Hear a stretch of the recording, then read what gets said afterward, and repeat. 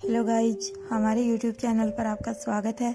अगर आपने अभी तक चैनल को सब्सक्राइब नहीं किया है तो प्लीज़ चैनल को सब्सक्राइब करें, लाइक करें, कमेंट करें और अपने दोस्तों के साथ शेयर करें। जैसा कि पहले ही तय कर दिया गया था कि 3 राउंड पड़ाव के बाद विजेता घोषित किया जाना था। हर राउंड में 5 राउंड गोली फायर किए जाने थे।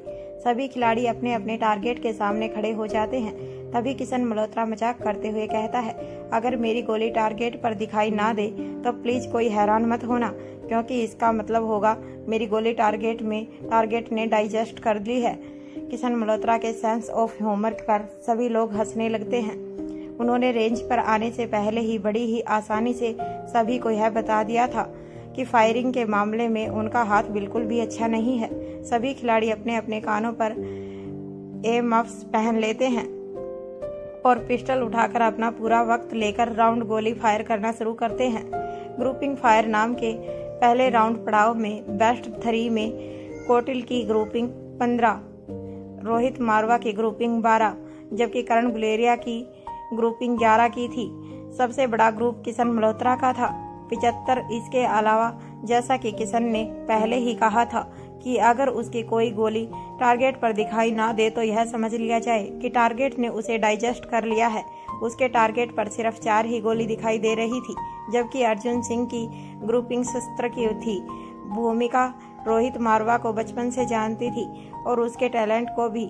इसके अलावा अर्जुन सिंह उसका साथी था, अक्सर उसके साथ वह प्रैक्टिस भी करती थी, इसीलिए उसके निशाने से भी वाकिफ थी। लेकिन कोटिल का निशाना देखकर वह हैरान रह जाती है। अंदर ही अंदर भूमिका को जितनी खुशी महसूस हो रही थी, उसके दिमाग में उतनी ही तेज गति से सवाल भी उठ रहे थे, जिसमें सबसे बड़ा सवाल था कि कोटिल ने यह कब सीखा और कहां। इसके बाद सभी खिलाड़ियों को टारगेट दूसरे पड़ाव के लिए तय किए गए। स्किल टारगेट से बदले जाते हैं और दूसरे पड़ाव की फायरिंग शुरू हो जाती है। अपना पूरा समय लेकर सभी खिलाड़ी 5 राउंड गोली फायर कर देते हैं। इसके बाद एक बार फिर से टारगेट बदलते जाते हैं और तीसरे पड़ाव के लिए तय किए गए टारगेट सेट कर दिए जाते हैं। इसके बाद तीसरे राउंड की भी 5-5 गोलियां सभी खिलाड़ी फायर कर देते हैं। सभी खिलाड़ियों के 3 राउंड के टारगेट पेपर को जांचने के बाद विजेताओं के नाम फाइनली कर लिए जाते हैं।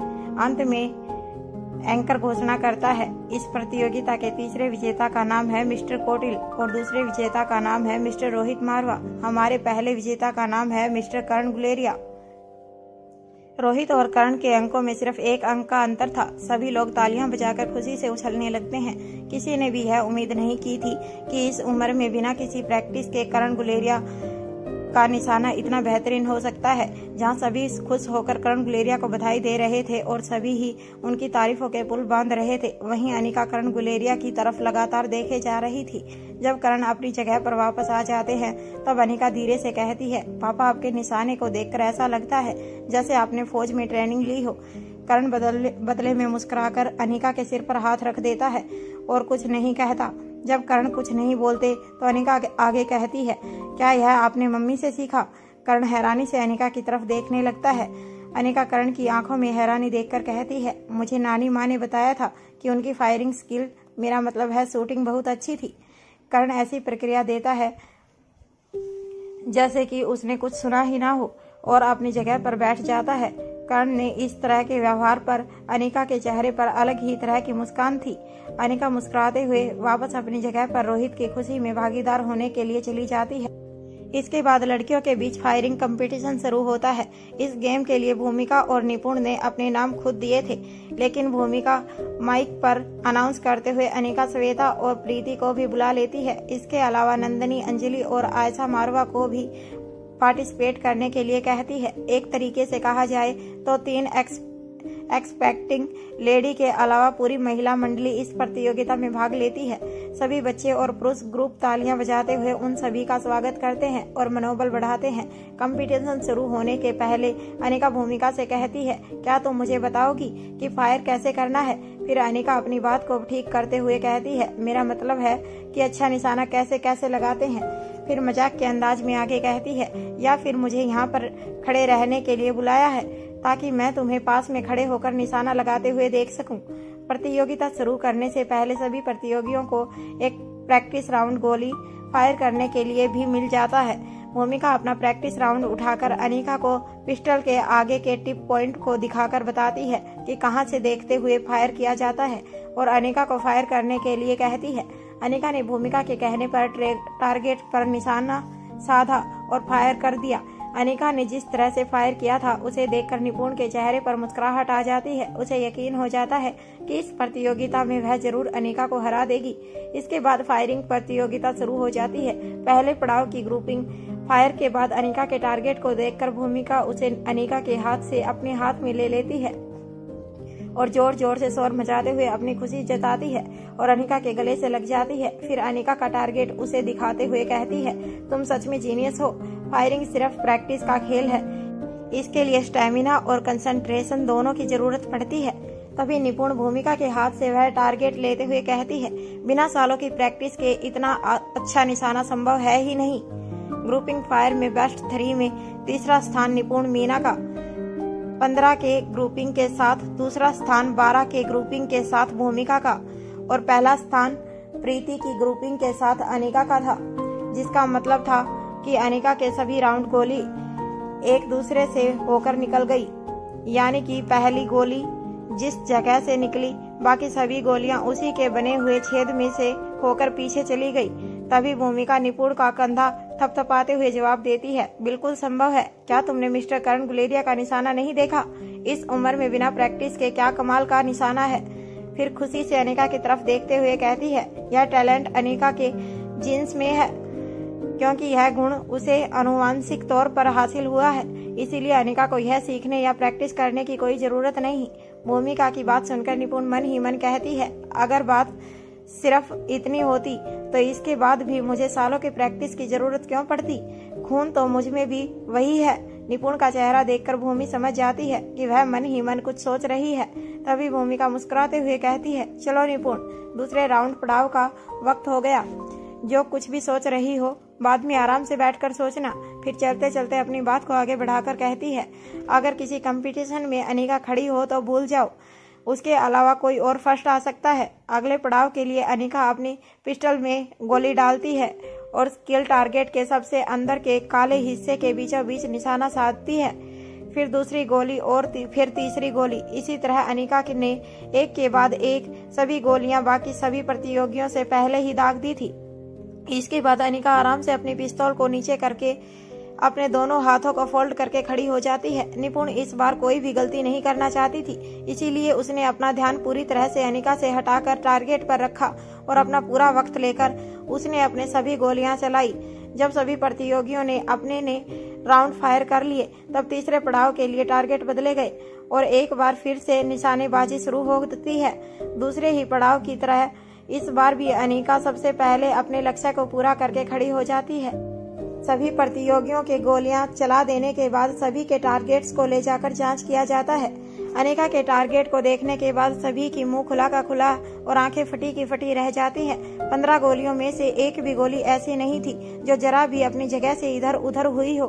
तीनों टारगेट पर सिर्फ एक ही छेद दिखाई दे रहा था और इस छेद के अंदर से निकली हुई बाकी 4 गोलियां के ही हल्के निशान। कुल मिलाकर दूसरे और तीसरे दोनों ही पड़ाव में अनिका की सभी गोलियां पहले राउंड की ही तरह एक से एक निकल जाती हैं। प्रतियोगिता में प्राप्त कुल अंकों का योग करने पर भूमिका और निपुण दोनों में सिर्फ 1 अंक का अंतर रह जाता है। एंकर द्वारा घोषणा कर दी जाती है, पहले की ही तरह निपुण मीना तीसरे स्थान पर, भूमिका मारवा दूसरे और मिसेज मारवा पहले स्थान पर है। सभी लोग तालियां बजाकर स्वागत करते हैं। अनिका अपनी जगह पर जाने के लिए खड़ी हो जाती है। तभी निपुण उसे रोकते हुए कहती है, इस शानदार जीत के लिए आपको बहुत बहुत बधाई। मैंने अभी तक केवल सुना था किंतु आज देख भी लिया। आप सच में अविश्वसनीय हैं। अनिका मुस्कुराकर धन्यवाद कह देती है और चली जाती है। निपुण के शब्दों से जैसे शीतलता झलक रही थी, उसके विपरीत वह अंदर ही अंदर झुलस रही थी। उसे अपने क्रोध और द्वेष भाव के कारण ऐसा महसूस हो रहा था जैसे कि उसका पूरा शरीर आग में जल रहा हो। इस प्रतियोगिता के बाद भी वह अपने मन से हार स्वीकार नहीं करती और अनिका को पराजित करने के लिए किसी और तरह से जुगत लगाने के बारे में सोचने लगती है। उधर जैसे ही अनिका वापस अपनी जगह पर जाती है, उसके तीनों बच्चे दौड़ते हुए उसके पास आ जाते हैं और एक एक करके तीनों उससे चिपक जाते हैं। रिया अनिका की कमर से चिपकते हुए कहती है, यू आर ग्रेट मम्मा। आर्यन और अलेक्जेंडर भी कांग्रेचुलेशन मम्मा कहते हैं। बच्चों के बाद रोहित मुस्कुराते हुए अनिका के पास पहुंच जाता है और धीरे से कहता है, हिडन टैलेंट अभी और कितने बाकी हैं जो मुझे जानने हैं। अनिका रोहित की आंखों में देखते हुए केवल मुस्कुरा देती है और कुछ नहीं कहती। रोहित कहता है, ठीक है मत बताओ, जब खुद ही इतने सारे पता चल गए हैं, धीरे धीरे बाकी भी पता चल ही जाएंगे। इसके बाद दोनों अपनी अपनी जगह पर बैठ जाते हैं। इस वक्त रोहित की खुशी का ठिकाना नहीं था। वह बच्चों और अनिका से भी कहीं अधिक गर्व महसूस कर रहा था। भूमिका को खुद के दूसरे नंबर पर आने से कोई फर्क नहीं पड़ा, उल्टा वह बहुत ज्यादा खुश थी क्योंकि अनिका प्रथम स्थान पर आई थी। इसके विपरीत निपुण सिर्फ इसलिए दुखी थी क्योंकि अनिका प्रथम विजेता घोषित की गई थी। उसने सोचा था कि इस गेम में अनिका को पीछे छोड़ना बहुत आसान होगा, लेकिन इसका परिणाम उसकी सोच के बिल्कुल विपरीत साबित हुआ। इससे भी ज्यादा दुख उसे तब हुआ जब उसकी जीत पर रोहित के चेहरे पर गर्व और खुशी की लहर दौड़ गई और वह अपनी जगह से उठकर अनिका के पास पहुंच गया। अब तक वह खुद को अनिका से बेहतर साबित करने का एक और अवसर खो चुकी थी। इसके बाद और भी कई गेम खेली जाती हैं, जैसे कि लेमन रेस, जिसमें चम्मच पर नींबू रखकर उसे बिना गिराए टारगेट तक पहुंचना होता है। एक अन्य गेम जिसमें अपनी जगह पर गोल घूमना और ताली बजाने के बाद एक रिंग उठाना। 1 मिनट के अंदर अंदर जिसने सबसे ज्यादा रिंग उठाई उसे विनर घोषित किया गया। इसके अलावा सिर्फ मस्ती के लिए रस्साकसी आदि जैसे और भी कई सारे गेम खेले गए, लेकिन अब बारी थी एक और महत्वपूर्ण गेम के खेले जाने की, जो आज के दिन को उद्देश्य की ओर ले जाने वाला था। एंकर घोषणा करते हुए कहता है, अब बारी है और एक नए गेम की।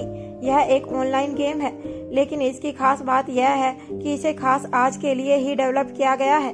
कहने का मतलब यह है कि इसे आज से पहले कभी नहीं खेला गया। यह सभी प्रतिभागियों के लिए नई गेम होगी, जिससे सभी को जीतने के लिए समान अवसर प्राप्त हो सकेगा। कहने का मतलब कोई भी इसका पहले से चैंपियन नहीं होगा।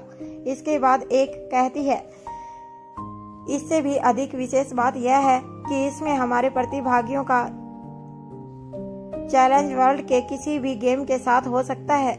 जो भी गेम इस वक्त ऑनलाइन होगा और हमारे प्रतियोगियों को चैलेंज करेगा, हमारे प्रतियोगी को उससे जीतना होगा और इसी आधार पर आज के ऑनलाइन गेम की विजेता का निर्धारण होगा।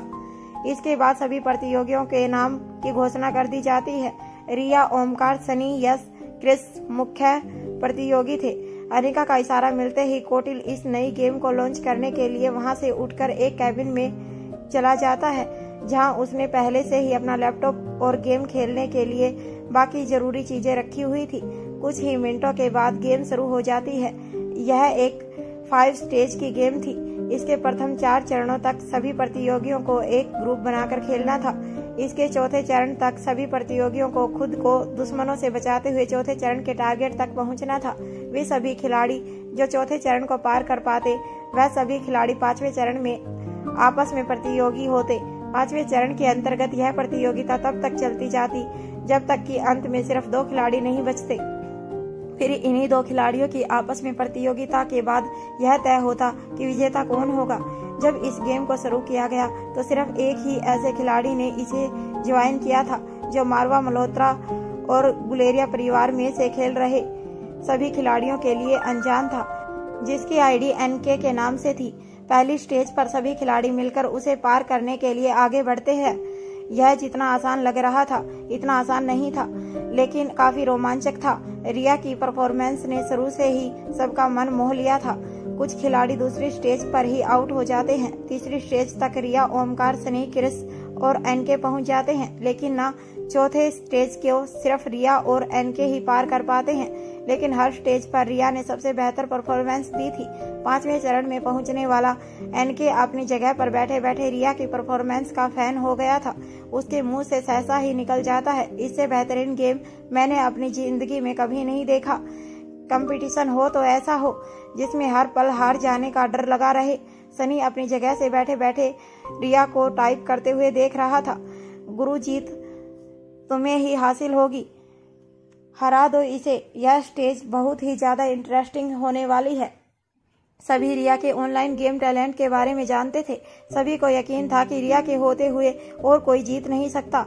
सब पहले से ही श्योर थे कि विनर रिया ही होने वाली है। नतीजा जानने के बाद भी इस गेम को लेकर किसी की भी उत्सुकता बिल्कुल भी कम नहीं हुई थी। गेम के सभी मुंह बड़ी बड़ी स्क्रीन पर साफ साफ दिखाई दे रहे थे। सभी लोग अपनी आंखें गड़ाए बैठे थे। इस वक्त स्थिति ऐसी थी कि सभी रिया को जीतते हुए नहीं बल्कि एनके को बुरी तरह हारते हुए देखने के स्क्रीन के आगे जमे हुए थे। आज के खेल प्रतियोगिता में प्रीति भी कुछ इसी तरह से मगन हो गई थी कि उसे भी बिल्कुल ख्याल नहीं रहा कि आज उसके ऊपर कितनी बड़ी जिम्मेदारी है। तभी अचानक से प्रीति को अपने फोन पर वाइब्रेशन महसूस होती है, जिसके उसका ध्यान सीक्रेट पेशेंट की तरफ चला जाता है। वह झट से अपना फोन निकालती है। उसके बाद मारवा हाउस के टॉप फ्लोर पर उस पेशेंट की सिक्योरिटी के लिए तैनात गार्ड को फोन करती है और पूछती है, क्या कोई अपडेट है? वह जवाब देता है, नहीं मैडम, अभी तक यहाँ कोई हलचल नहीं है। मुझे याद है कि मुझे क्या करना है, आप चिंता मत कीजिए। जैसे ही कुछ होगा मैं तुरंत आपको फोन करूंगा। प्रीति जैसे ही अपना फोन वापस रखने लगती है तभी अचानक से रुक जाती है और कुछ सोचने लगती है। उसके बाद वह उस रूम की सीसीटीवी कैमरा को एक्सेस करती है। वह देखती है कि पेशेंट का हाथ पैरों में लगातार हलचल पहले से ज्यादा बढ़ी हुई दिखाई दे रही थी। यह सब देखकर उसे एहसास होता है कि उसे तुरंत खेल परिसर से निकलकर पेशेंट के पास पहुंच जाना चाहिए। वह अपना फोन वापस रखती है और अपनी जगह से खड़े होकर अनिका को खोजने लगती है। प्रीति के खड़े होने की वजह से ओमकार का ध्यान स्क्रीन से हटकर उसकी तरफ चला जाता है। वह आसानी से यह देख पाता है कि प्रीति काफी बेचैनी से किसी को खोज रही है। वह पूछता है, क्या तुम किसी को ढूंढ रही हो? ओमकार का सवाल सुनकर प्रीति ओमकार को मुस्कुराकर लेकिन बिना उसकी तरफ देखे ही जवाब देती है, हाँ मैं अनिका दी को ढूंढ रही हूँ। ओमकार कहता है, ठीक है, मैं तुम्हारी मदद करता हूँ। तभी वह दोनों देखते हैं कि अनिका अपनी जगह से उठती है और किसी और तेजी गति से चल पड़ती है। अनिका की इस हरकत पर रोहित को काफी हैरानी होती है कि अपनी बेटी की कितनी इंटरेस्टिंग परफॉर्मेंस को छोड़कर वह कहाँ जा रही है। तभी रोहित के मन में ख्याल आता है कि कहीं किसी इमरजेंसी की वजह से अनिका यहाँ से चली तो नहीं। यह सोचकर वह भी अनिका के पीछे पीछे चल पड़ता है। अनिका ने कौटिल्या को पहले ही चेतावनी दी थी कि रिया से जीतना किसी के भी लिए आसान होने वाला नहीं है। कौटिल ने विशेष आज के लिए खुद इस गेम को डेवलप किया था और अब रिया के साथ इसी गेम में जीतना उसके लिए टेढ़ी खीर साबित हो रहा था। अनिका देखती है कि कौटिल की हार लगभग तय थी, इसीलिए अनिका बिना देरी किए सीधा कौटिल्या के पास पहुंच जाती है। ठीक इसी वक्त रोहित भी अनिका से सिर्फ 2 कदम ही पीछे होता है। जैसे ही कौटिल अनिका को देखता है वह कहता है, सी इज ब्रिलियंट, उसे मैं तो क्या कोई नहीं हरा सकता। रोहित ने कौटिल की बात साफ साफ सुन ली थी। उसे यह समझने में जरा भी देरी नहीं लगती कि वह इनके नाम का अनजान प्रतियोगी और कोई नहीं बल्कि कौटिल ही है, जो कि अनिका के कहने पर खेल रहा है। यह सब सुनकर रोहित अपनी जगह पर ही रुक जाता है। तभी अनिका कहती है, पर अपनी जिंदगी की असली प्रतियोगिताओं को जीतने के लिए आज उसे इस गेम में हारना ही होगा। ऐसा कहकर वह कौटिल को इशारा करती है। कौटिल अपनी जगह से खड़ा हो जाता है। इस समय वह अपनी हार से कुछ सेकंड ही दूर था। अनिका कौटिल की जगह पर बैठ जाती है। रोहित को अनिका की इस बात पर तेज झटका लगता है। वह अब तक इस बात को समझ चुका था कि अनिका रिया को उसकी आने वाली जिंदगी के लिए तैयार करना चाहती थी, लेकिन इसके लिए वह अपना मन इतना कठोर कर लेगी, रोहित को इसकी आशंका भी नहीं थी। रोहित के पैर कुछ पलों के लिए अपनी जगह पर जम जाते हैं। अपने बेटों की बारी पर वह किसी भी हद तक कठोर हो सकता था, लेकिन बेटी की बारी पर वह हमेशा ही बर्फ की तरह पिघलने लगता था। उधर देखते ही देखते स्क्रीन पर गेम को रोक ही पलट जाता है। रिया जीतती हुई दिखाई दे रही थी, वह हारती हुई दिखाई दे रही है और एनके की हार कुछ ही मिनटों में जीत में बदल जाती है और अंत में स्क्रीन पर लिखा हुआ आता है, फाइनली विनर इनके। रिया की जिंदगी में यह पहली बार था जब उसे ऑनलाइन गेम खेलते हुए किसी चैलेंज को एक्सेप्ट करने के बाद हार का सामना करना पड़ा था। आज की प्रतियोगिता में अभी तक जितनी भी गेम खेली गई थी उसमें हारने या जीतने से रिया को बहुत ज्यादा फर्क नहीं पड़ा था, लेकिन इस वक्त रिया का चेहरा पूरी तरह से लाल हो चुका था। उसकी आंखों में मोती दिखाई देने लगे थे जो किसी भी पल चूप पड़ने के लिए तैयार थे। हारने के बाद रिया की आंखें सबसे पहले रोहित को ढूंढती हैं, लेकिन उसे कहीं भी अपने डैड दिखाई नहीं देते हैं। उसके बाद वह अनिका को ढूंढने की कोशिश करती है, लेकिन वह भी कहीं दिखाई नहीं देती। यहाँ रिया की हार के बाद रोहित तेज कदमों से लौट जाने के लिए वापस मुड़ जाता है, लेकिन अनिका को रोहित के अपने पीछे आने की आहट का एहसास पहले ही हो गया था, इसीलिए वह झट से अपनी जगह से खड़ी होती है और रोहित के पीछे पीछे चल पड़ती है। कुछ ही कदम आगे जाकर उसे रोकते हुए कहती है, इतनी जल्दी में कहाँ जा रहे हो मिस्टर मारवा। रोहित रुक जाता है और पलटकर अनिका की तरफ देखता है। वह समझ ही नहीं पाता कि अनिका को क्या जवाब दे। अनिका आगे बढ़ते हुए रोहित के बिल्कुल पास आ जाती है और रोहित कहता है, इस वक्त रिया को हमारी जरूरत है। अनिका रोहित की आंखों में देखते हुए कहती है, वह रोहित मारवा की बेटी है, चाहे जो भी हो जाए वह खुद को दूसरों के सामने कमजोर नहीं दिखाएगी। वहाँ रिया की हार के बाद सभी सदमे में आ जाते हैं। किसी ने भी ख्वाब में नहीं सोचा था कि उसे कोई हरा सकता है। इस वक्त सब अपनी लाडली नन्ही रिया के सपोर्ट में खड़ा होना चाहते थे। किसी के मन में ख्याल आ रहा था कि वह उसे सहानुभूति दिखाए, तो कोई उसके हौसला अफजाई करना चाहता था, तो कोई स्थिति के अनुसार उसे समझा बुझाकर सामान्य अवस्था में लाना चाहता था। लेकिन इससे पहले कि रिया को टूटते हुए कोई देख पाता या उससे कुछ कह पाता, रिया झट से अपने पास रखा हुआ पानी का गिलास उठाती है और उसे पीते हुए परिसर से बाहर निकल जाती है। सभी उसे जाते हुए देखते रह जाते हैं। ठीक इसी वक्त प्रीति अपने आसपास घट रही सभी घटनाओं से अनजान अपनी जगह पर खड़ी खड़ी केवल यही सोच रही थी, क्या मुझे अनिका दी के पीछे जाना चाहिए या फिर यहीं रुककर उनका कुछ देर इंतजार करना चाहिए। ऐसा सोचने के पीछे वजह थी, अनिका के साथ साथ मिस्टर रोहित मारवा भी उसी तरफ गए थे। ठीक इसी वक्त जब रिया दरवाजे से बाहर जा रही थी, तभी रोहित और अनिका दूसरी ओर से वहां परिसर में आ जाते हैं। वह दोनों भी रिया को बाहर जाते हुए देखते हैं। रोहित रिया की इस हरकत पर अनिका की तरफ देखने लगता है। अनिका रोहित की तरफ देखती है और अपनी गर्दन हिलाती है, जिसका मतलब था उसे सोचने समझने के लिए थोड़ा सा वक्त दो, वह थोड़ी देर में खुद ब खुद ठीक हो जाएगी। उन्हें रिया के पीछे पीछे जाने से मना कर देती है। अनिका का ऐसा करने पर दोनों भाइयों के चेहरे उतर जाते हैं, क्योंकि वह अपनी बहन को अच्छी तरह से जानते थे। आर्यन और अलेक्जेंडर जानते थे कि इस वक्त रिया कितनी तकलीफ में होगी, वह अपनी हार बर्दाश्त नहीं कर पा रही होगी। उन दोनों की आंखों के आगे रिया का रोता हुआ चेहरा घूम रहा था। हम उम्र होने के बावजूद भी वह दोनों भाइयों की छोटी लाडली बहन थी। इसके बावजूद भी दोनों में से किसी की हिम्मत नहीं हुई थी कि अनिका के मना करने के बाद भी वह उसके पीछे पीछे जा सके। दोनों भाइयों के कदम अपनी ही जगह पर बैठ जाते हैं।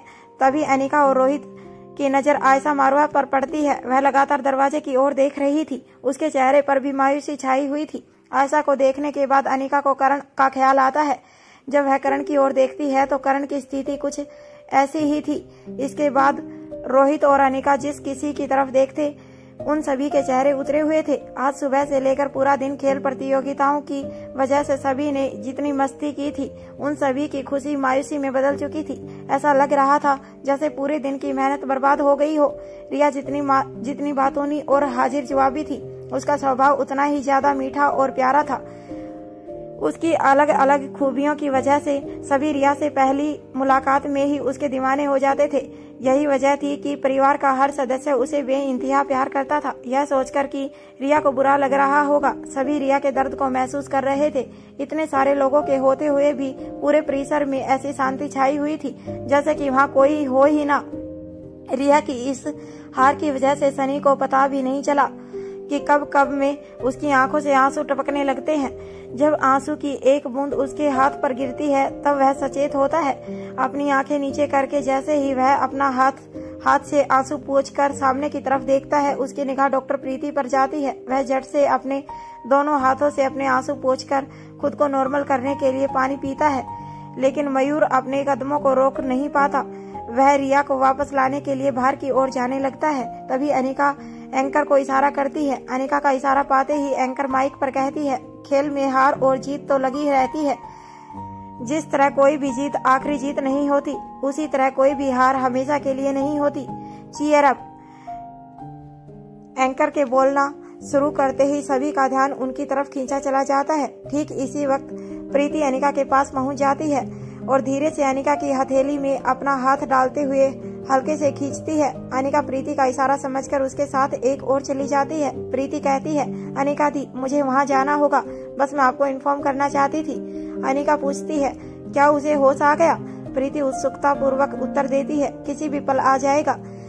अनिका प्रीति के हाथ पर अपना हाथ रखते हुए कहती है, पहले होश आ जाने दो, उसके बाद जाना।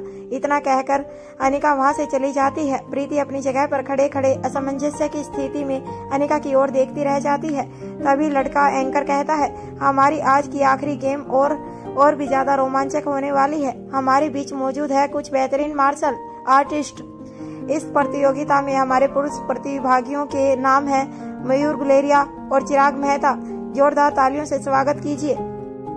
हमारे धुनधार प्रतियोगियों का अपना नाम सुनते ही मयूर गुलेरिया के पैर अपने आप रुक जाते हैं। इस वक्त तक वह दरवाजे तक पहुंच चुका था, लेकिन नाम पुकारने पर वह आगे नहीं बढ़ पाता। एक बार वह पलटकर पीछे की ओर देखता है तो दूसरी बार वापस दरवाजे से बाहर की ओर देखता है। अब वह कसमकस की स्थिति में था कि उसे किस ओर बढ़ना चाहिए। अंत में वह वापस लौट जाता है और खेलने के लिए मैदान में उतर जाता है, लेकिन वह मन ही मन सोच रहा था, उसने अपना नाम नहीं दिया तो फिर उसे लड़ने के लिए कैसे बुलाया गया? उसका नाम इस प्रतियोगिता के लिए किसने दिया? जो सवाल इस वक्त मयूर गुलेरिया के दिमाग में घूम रहा था, ठीक वही सवाल चिराग के दिमाग में भी था। वह अपना नाम बुलाए जाने के बाद आश्चर्यचकित होकर रोहित की तरफ देखने लगता है। रोहित मुस्कुराकर अपनी गर्दन हल्की सी हिलाकर उसे हाथ के इशारे से कहता है, जिसका मतलब था कि चिराग मेहता को मयूर गुलेरिया के साथ कंपटीशन के लिए जाना चाहिए। चिराग मेहता को यह समझने में जरा भी देर नहीं लगती कि कंपटीशन के लिए उसका नाम कैसे पहुंचा। दरअसल उन दोनों के नाम खुद रोहित मारवा ने दिए थे और अनिका इस बारे में जानती थी। रोहित ने ऐसा इसलिए किया था क्योंकि वह चिराग की इस आदत से भली भांति परिचित था। चिराग को किसी भी जगह पर बुला लिया जाए, वह कभी भी रोहित के साथ होते हुए अपनी ड्यूटी के मोड़ से बाहर नहीं आता है। रोहित अच्छी तरह जानता था कि वह किसी भी गेम में पार्टिसिपेट नहीं करेगा, इसीलिए चिराग के पसंदीदा खेल में रोहित ने खुद उसका नाम दिया था। जब तक दोनों खिलाड़ी रिंग के बीचों बीच पहुंचते तब तक प्रैक्टिस मैच बिछा दी गई थी, क्योंकि यह हकीकत की फाइटिंग नहीं थी बल्कि केवल एक खेल था। इसीलिए विजेता तय करने के लिए 15 मिनट की समय सीमा भी रखी गई थी। नई गेम के नाम की घोषणा होते ही आर्यन और अलेक्जेंडर भी अपनी अपनी जगह पर वापस लौट जाते हैं। आर्यन अलेक्जेंडर से कहता है, यहाँ कोई भी ऐसा नहीं जिसे मैं चैलेंज कर सकूं, पर मैं भी इस गेम में पार्टिसिपेट करना चाहता हूँ। क्या तुम मेरे साथ फाइट करोगे? फिर कुछ सेकंड के बाद अलेक्जेंडर मुस्कुराता है और कहता है, तुम्हें हराने के लिए मुझे तुम्हारे ही सिखाए हुए दांव ही पर इस्तेमाल करने होंगे। सोचो कितना मजेदार होगा। आर्यन अलेक्जेंडर की इस बात पर खुश होते हुए झट से कहता है, हाँ मैं भी यही कह रहा हूँ। तो तुम मेरे साथ खेलोगे? अलेक्जेंडर अपना सवाल बदलते हुए कहता है, बिल्कुल भी नहीं, मुझे यह बिना वजह की लड़ाई बिल्कुल पसंद नहीं। अगर तुम मेरे पीछे नहीं पड़ते तो मैं एक भी दांव नहीं सीखता।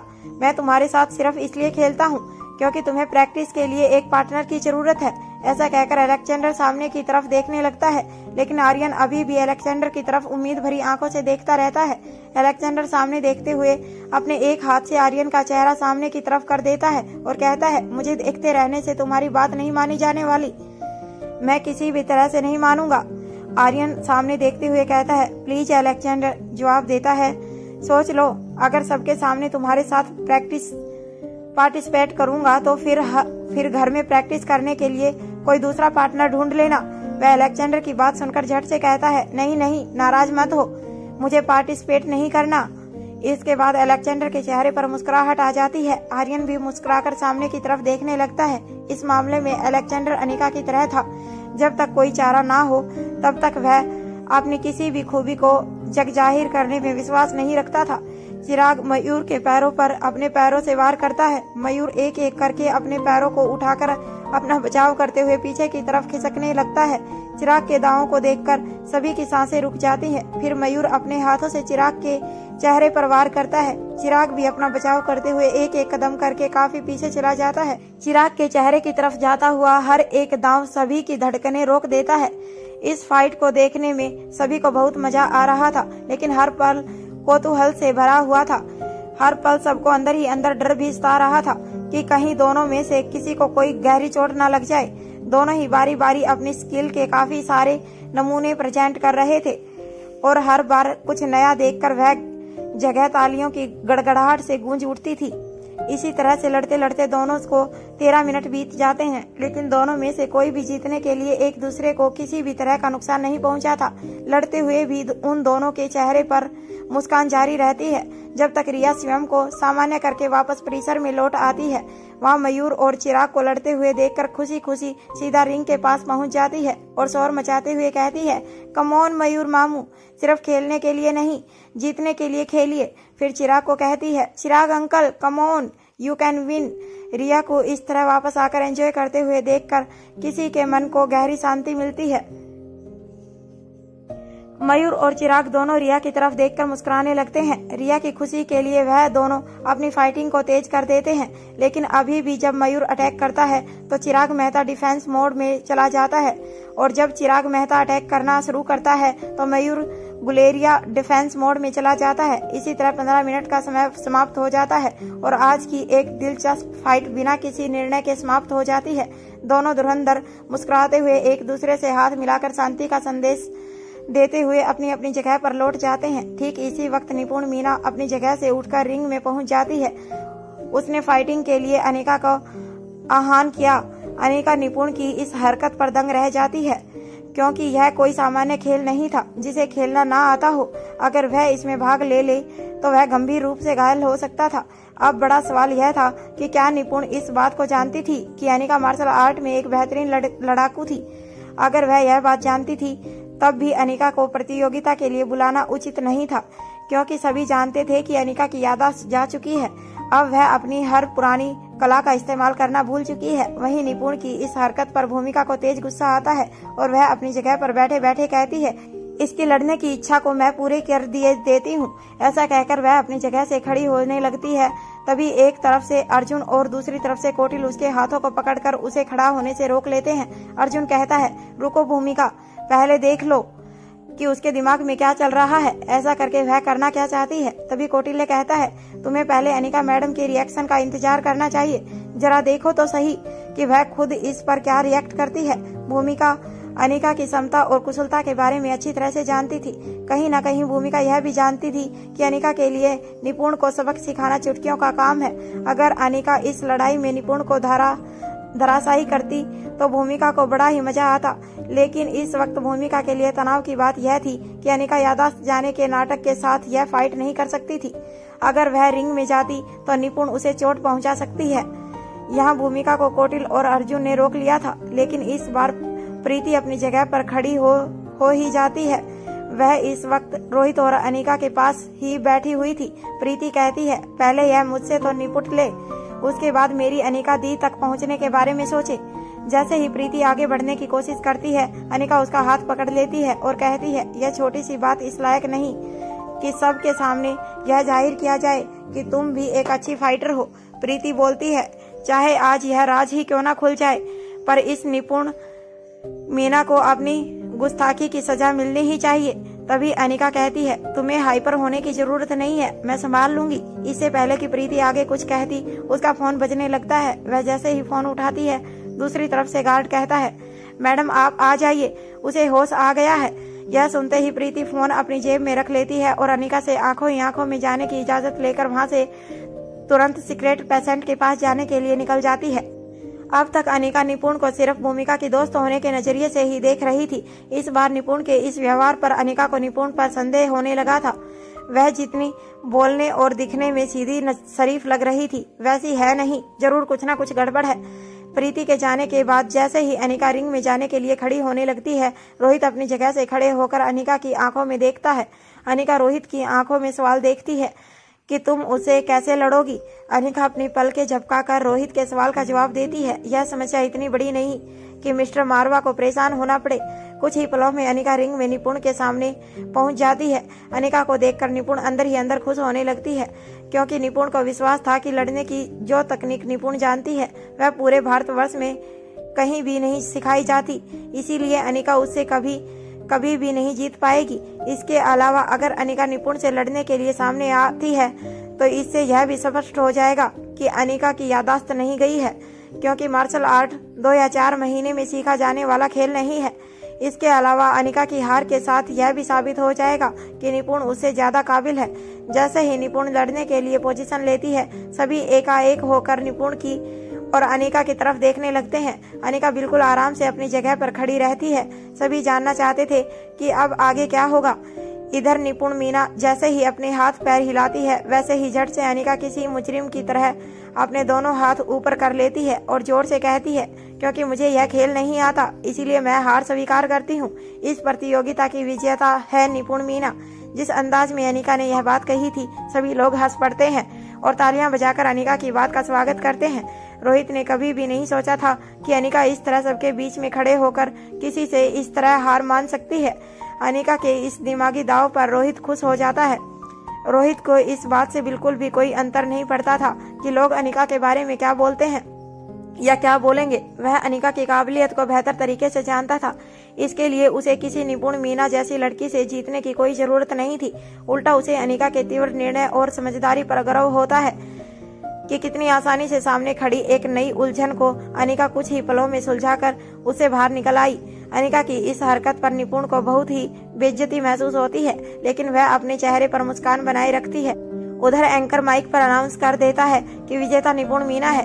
इधर अनिका निपुण से कहती है, तुम सच में एक अच्छी फाइटर हो। इतना कहकर वह वहां से चली जाती है। इस व्यंग्य से निपुण मीना तिलमिला उठती है। इधर भूमि अर्जुन और कौटिल्य से कहती है, निपुण मीना को आज यहाँ बुलाने से यह बात तो बिल्कुल साफ हो गई है कि हमारा उस पर शक करना बेवजह नहीं है। अर्जुन, इसके बारे में सब कुछ पता लगाओ, नहीं तो यह हमारे लिए भारी मुसीबत साबित हो सकती है। अर्जुन भूमिका की बात में हामी भरते हुए कहता है, तुम सही कहती हो। जिसकी उंगलियां कंप्यूटर पर चलने के लिए बनी हो वह इस रिंग में क्या कर रही है। तभी एंकर आयशा मारवा को माइक पर आने के लिए निमंत्रण देता है ताकि वह प्रतियोगिताओं के समापन पर 2 शब्द कहे। आयशा मारवा माइक पर आती है और कहती है, आज की प्रतियोगिताओं में भाग लेने के लिए सभी प्रतियोगियों को ढेर सारी बधाई। आप सभी के यहाँ आने के लिए मारवा परिवार आपका हृदय से आभारी है। मेरा आप सभी से निवेदन है कि सभी वापस मारवा हाउस चलकर मारवा हाउस के भोजन का आनंद ले। आप सभी को ले जाने के लिए गाड़ियां बाहर आप सभी का इंतजार कर रही हैं। इधर दिन ढल चुका था और पूरा मारवा हाउस रोशनी से जगमगा रहा था। सभी गाड़ियों में बैठकर मुख्य मारवा हाउस के लिए निकल पड़ते हैं। अंधेरे में मारवा हाउस की सजावट देखते ही बनती थी। कहीं पानी के फव्वारे चल रहे थे तो कहीं लाइट्स अपने कर्तव्य दिखा रही थी। ठंडी बहती हवा और मारवा हाउस की खामोशी बेजोड़ मेल थी जो सभी के मन को प्रसन्नता से भर रही थी। थोड़ी ही देर बाद सभी मेहमान अपनी अपनी प्लेटों में अपनी मनपसंद चीजें लेकर अलग अलग ग्रुप में बैठकर खाते खाते बातों के लुत्फ उठाते हुए नजर आने लगते हैं। इधर अनिका एक और खड़े होकर भूमिका और श्वेता से बातें कर रही थी। तभी कृष्ण वहां आ जाता है। आज सारा दिन कृष्ण ने अपने चेहरे से मास्क नीचे नहीं किया था। वह अपना मास्क नीचे करते हुए अनिका से कहता है, मुझे आपसे बहुत जरूरी बात पूछनी है। अनिका कहती है, हाँ पूछो, क्या पूछना चाहते हो। कृष्ण कहता है, मैं जानना चाहता हूँ कि आपको यह लड़की निपुण मीना कहाँ मिली, और मेरा मतलब है कि आप इसे किस तरह जानती हैं। कृष्ण की बात सुनकर तीनों लड़कियां हैरान हो जाती हैं और पूछती हैं, तुम ऐसा क्यों पूछ रहे हो। कृष्ण धीरे से कहता है, यह लड़की कुछ ठीक नहीं है। इतना कहकर वह चुप हो जाता है। अनिका बोलती है, तुम जो भी कहना चाहते हो साफ साफ कहो। कुछ सोचने के बाद कृष्ण कहता है, लगभग 2 साल पहले वह मेरे पास रेसिंग के लिए ड्राइविंग स्किल सीखने के लिए आई थी। इसका कोर्स लगभग कंप्लीट ही हो गया था। तब की बात है कि एक दिन मुझे मेरी ही कोचिंग के एक लड़के ने आकर कहा कि 2 लड़के कई दिनों से उस लड़की का कोचिंग के बाहर खड़े होकर इंतजार करते रहते हैं। शायद उसे आते जाते परेशान करते हैं। आज भी वह दोनों अभी अभी उसके पीछे पीछे गए हैं। यह सुनने के बाद मेरे मन में ख्याल आया कि रात का वक्त है, कहीं इस लड़की को उन लड़कों से कोई खतरा तो नहीं है। मुझे उसकी मदद के लिए जाना चाहिए। इतना कहने के बाद कृष्ण अचानक से चुप हो जाता है। इस वक्त उसकी आंखों की पुतलियां एकदम स्थिर थी। उसके चेहरे को देखकर ऐसा लग रहा था जैसे कोई दृश्य उसकी आंखों के आगे तैर रहा हो। तभी भूमिका उसे हिलाती है और कहती है, कहाँ खो गए, तुम कुछ बता रहे थे, उसके बाद क्या हुआ। कृष्ण कहता है, उस रात जो कुछ मैंने अपनी आंखों से देखा उस पर मुझे आज तक भी यकीन नहीं होता है। यह लड़की चलते चलते अचानक एक सुनसान जगह पर रुक गई और मुड़कर उन लड़कों की तरफ देखते हुए बोली कि मुझे तुम्हारी सिक्योरिटी की कोई जरूरत नहीं, मेरे आगे पीछे घूमना बंद करो। इसकी बात सुनकर तभी उन 2 लड़कों में से एक लड़के ने इसे शादी के लिए प्रपोज किया। इसके बदले में इस लड़की ने उन दोनों को मौत के घाट उतार दिया। यह लड़की एक शातिर कातिल है। इतनी सी बात के लिए किसी का खून सिर्फ एक साइको ही कर सकता है। जब भी मैं वह मंजर याद करता हूँ तो मेरे रोंगटे खड़े हो जाते हैं।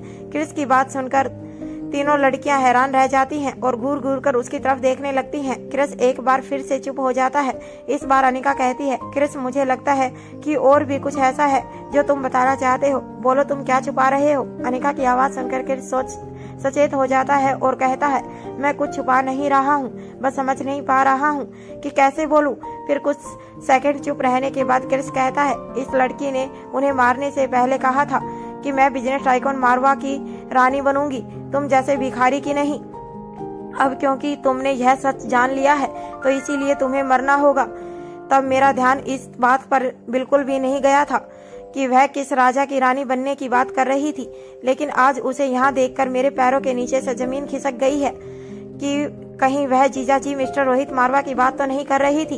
एक बार फिर से कुछ पल रुककर क्रिस आगे कहता है, इससे भी ज्यादा हैरानी की बात यह थी कि बिना किसी हथियार के सिर्फ अपने हाथों के वार से इस नाजुक सी दिखने वाली लड़की ने उन दोनों को कुछ ही पलों में जान से मार दिया था। फिर अनिका की आंखों में देखते हुए कहता है, अच्छा हुआ कि आप इससे नहीं लड़ी। जब क्रिस यह सब बातें अनिका को बता रहा था तब उसमें से किसी को भी इस बात का एहसास नहीं था कि दूसरी ओर रोहित मारवा चिराग मेहता दोनों एक साथ खड़े होकर किसी इम्पोर्टेंट डील के बारे में बात कर रहे थे। क्रिस की आवाज सुनकर वह दोनों खामोश हो गए थे। क्रिस की बात पूरी हो जाने के बाद रोहित मारवा चिराग मेहता की आंखों में देखता है। बिना रोहित के एक शब्द कहे चिराग मेहता समझ जाता है कि रोहित क्या चाहता है, इसीलिए चिराग मेहता जवाब देता है, हो जाएगा सर। पूरे दिन में यह पहली बार था जब भूमिका को ऐसा महसूस हुआ था कि निपुण मीना को मारवा हाउस बुलाकर उसने गलती की। हालांकि भूमिका जानती थी कि निपुण मीना उनमें से किसी का भी कुछ नहीं बिगाड़ सकती थी। रोहित मारवा एक निपुण मीना जैसी लड़कियों का कोई जादू नहीं चलने वाला था। फिर भी भूमिका परेशान हो उठती है। अब भूमिका के दिमाग में केवल एक ही सवाल चल रहा था, आखिर यह है कौन। तभी क्रिस कहता है, इसके अलावा एक और बात जो मुझे याद है, यह लड़की जब मेरे पास आई थी तो इसने अपना क्या नाम बताया था वह मुझे याद नहीं, लेकिन यह याद है कि वह नाम निपुण मीना नहीं था। तभी भूमि क्रिस से पूछती है, क्या तुमने पुलिस को इन्फॉर्म किया था। क्रिस जवाब देता है, नहीं, वह सब देखकर मेरे दिमाग में काम करना बिल्कुल बंद कर दिया था। उस वक्त मुझे कुछ समझ नहीं आ रहा था कि मुझे क्या करना चाहिए। इसके अलावा जब मैं थोड़ा सामान्य हुआ तब मुझे यह भी लगा कि 2 लोगों की मौत होने के बाद पुलिस खुद ही जांच करती उस लड़की तक पहुंच जाएगी, और अगर पुलिस पूछताछ के लिए मेरे पास आएगी तो मैं उसे लड़की के बारे में सब कुछ सच सच बता दूंगा। इसीलिए मैंने उस लड़की की डिटेल देने के लिए प्रैक्टिस ग्राउंड की सीसीटीवी फुटेज निकालने की कोशिश की, लेकिन उस लड़की की किस्मत इतनी अच्छी थी कि अचानक से ही पिछले कई महीनों की पूरी स्टोरेज उड़ चुकी थी। तभी अनिका का फोन बजने लगता है। अनिका अपना फोन उठाती है। तभी दूसरी तरफ से प्रीति कहती है, अनिका दी, इन्हें पूरी तरह होश आ चुका है, यह पूरी तरह ठीक भी हैं, लेकिन इनकी हालत देखकर मुझे लगता है कि हमें इन्हें कुछ और दिन अपने पास रखना चाहिए। आप खुद ही सोचिए कि इनकी ऐसी हालत देखकर घर वालों पर क्या बीतेगी। अभी यह कितने कमजोर हैं कि अपने पैरों पर खुद से खड़े भी नहीं हो सकते। प्रीति की आवाज सुनकर अनिका एक तरफ चली जाती है। इससे पहले कि प्रीति आगे रिक्वेस्ट करती, अनिका उसे बीच में ही रोकते हुए कहती है, नहीं प्रीति, अब वक्त आ गया है, तुम उसे नीचे लाने की तैयारी करो। कुछ मेहमानों के रवाना होते ही मैं तुम्हें इन्फॉर्म करूंगी।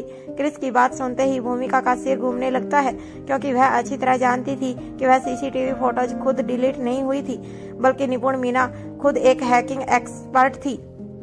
अभी भूमिका यह सब सोच ही रही थी कि इतने में क्रिस आगे बताना शुरू करता है। कुछ ही दिनों के बाद न्यूज़पेपर में उन दोनों लड़कों के फोटो के साथ उनके लापता होने की खबर छिपी थी, जिससे यह बात बिल्कुल साफ हो गई थी कि पुलिस को उन दोनों लड़कों की लाशें भी मिली थी। इस लड़की ने न सिर्फ 2 लड़कों को मार डाला, बल्कि उनकी लाशों को भी पूरी तरह से गायब कर दिया था। भूमिका को यह समझने में जरा भी देरी नहीं लगती कि निपुण अकेली नहीं है, उसके इशारे पर काम करने के लिए और भी कई हाथ मौजूद हैं, वरना 2 लोगों को मारकर उनकी लाशों को गायब करना बच्चों का खेल नहीं है। इसके बाद क्रिस भूमि की तरफ देखकर कहता है, तब मुझे अपनी कोचिंग शुरू किए हुए ठीक तरीके से 1 साल का वक्त भी नहीं हुआ था, इसीलिए मैंने खुद किसी तरह की समस्या को मोल लेना ठीक नहीं समझा। इसके बाद कुछ पलों के लिए खामोशी छा जाती है। तभी क्रिस की घबराहट को देखकर सविता कहती है, क्या तुम्हें अनिका दी पर भरोसा नहीं? क्रिस जवाब देता है, सबसे ज्यादा है, लेकिन उनकी याददाश्त इतना कहकर वह चुप हो जाता है। ठीक इसी वक्त अनिका वापस क्रिस के पास लौट आती है और कहती है, तुमने हमें यह सब बताकर अच्छा किया, पर परेशान होने की कोई बात नहीं है। इस वक्त क्रिस के चेहरे पर किसी तरह का डर नहीं था, लेकिन चिंता थी। चाहे निपुण अनिका और रोहित मारवा से जीत ना सके, लेकिन उनके इतने करीब होकर उन्हें नुकसान पहुंचाने की कोशिश कर सकती थी। उसकी दी हुई एक भी चोट घातक सिद्ध हो सकती थी। अभी क्रिस यह सब सोच ही रहा होता है कि अनिका उसके तनाव को कम करने के लिए मुस्कुराकर उससे पूछती है, क्या तुम्हें मिस्टर रोहित मारवा और उनकी सिक्योरिटी टीम पर ट्रस्ट नहीं? यह सुनते ही क्रिस का चेहरा एकदम शांत हो जाता है और उसके चेहरे पर मुस्कुराहट लौट आती है। यूं तो क्रिस किसी के भी मामले में टांग अड़ाने का आदी नहीं था। वह जियो और जीने दो की विचारधारा में विश्वास रखता था, लेकिन जैसे जैसे वक्त बीतता जाता था, उसकी मैच्योरिटी बढ़ने के साथ साथ उसका अपने परिवारजनों के प्रति प्रेम और उन्हें सुरक्षा देने के भाव भी बढ़ रहा था। क्रिस की बात खत्म होने के बाद श्वेता मन ही मन यह सोच रही थी कि वह किस तरह अनिका से बात करे, क्योंकि अभी भी मेहमानों का तांता लगा हुआ था कि ठीक इसी वक्त सिद्धार्थ गुलेरिया अनिका के पास पहुंच जाता है। सिद्धार्थ के मन में अपनी बहन के प्रति विशेष प्रेम था, जिसे ना तो वह शब्दों में कभी जता पाता था और ना ही अपने कामों से। इस प्रेम के चलते आज अनिका की शूटिंग देखकर वह खुशी से फूला नहीं समा रहा था और गर्व से उसका सीना फूलता जा रहा था। सिद्धार्थ अपने चेहरे पर बड़ी सी मुस्कुराहट लेकर अनिका से कहता है, अनिका थैंक यू और कॉन्ग्रेचुलेशन भी। अनिका सिद्धार्थ के चेहरे की तरफ देखती है तो सिद्धार्थ अपनी बात को आगे बढ़ाते हुए बोलता है, थैंक यू इसलिए क्योंकि अब तक बहुत बार मैंने हमारे घर के बड़े लोगों से हमारे दादाजी और करण चाचा के बारे में सिर्फ सुना था, लेकिन आज करण चाचा को शूटिंग करते हुए देख भी लिया। उनका निशाना भी क्या खूब है। फिर अपने एक हाथ को आगे करते हुए अपनी बात को पूरा करता है, अगर आज की प्रतियोगिता नहीं होती तो मेरी उन्हें शूटिंग करते हुए देखने की ख्वाहिश ही रह जाती। तभी फुदकते हुए रिया भी मयूर का हाथ पकड़कर उसके साथ वहां पहुंच जाती है और सिद्धार्थ की इस बात पर एक्साइटेड होते हुए कहती है, अगर मम्मी को छोड़ दिया जाए तो यहाँ पर नानू का कोई मुकाबला नहीं है ना मामू सिद्धार्थ? सिद्धार्थ हंसते हुए जवाब देता है, बिल्कुल सही बात है नन्ही गुड़िया, लेकिन तुम्हें नहीं पता तुम्हारी मम्मी के दादाजी का निशाना तुम्हारे नानू से भी ज्यादा अचूक था, बिल्कुल तुम्हारी मम्मी की तरह। फिर अनिका की तरफ देखते हुए कहता है, और कॉन्ग्रेचुलेशन आज की प्रतियोगिता को जीतने के लिए, और इसीलिए भी क्योंकि किसी का निशाना कितना भी अच्छा क्यों ना हो, तुम्हें इस खेल में कोई नहीं हरा सकता। आज के दिन की सबसे ज्यादा खुशी मुझे इसी बात से मिली है। तभी अनिका हल्की सी मुस्कान के साथ जवाब देती है, अभी आज का दिन पूरा नहीं हुआ।